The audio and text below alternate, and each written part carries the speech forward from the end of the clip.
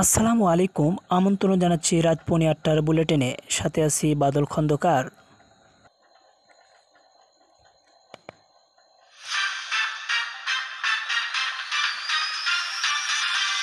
শেখ হাসিনার জন্মদিনে আওয়ামী লীগের বিভিন্ন কর্মসূচি।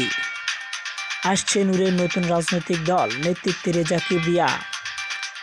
দ্বিতীয় ধাপে ইউপি ভোটের তফসিল ঘোষণা বুধবার। গণ অভ্যুত্থানের মাধ্যমে সরকারের পতন ঘটানোর আহ্বান মির্জা ফখরুলের। সাংগঠনিক দুর্বলতা কাটিয়ে উঠতে চায় বিএনপি। জিয়ার মরণোত্তর বিচার করা হবে বললেন ডক্টর মুরাদ।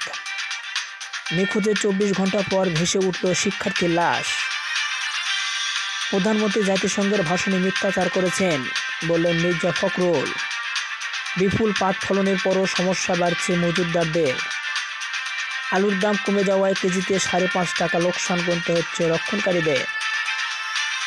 রাজশাহীতে ফল সংরক্ষণে কোল্ড স্টোরেজ উদ্বোধন। ১.৫ শতকের শাসনের অবসান। জার্মানির নির্বাচনে পরাজিত অ্যাঞ্জেলা মার্কেল।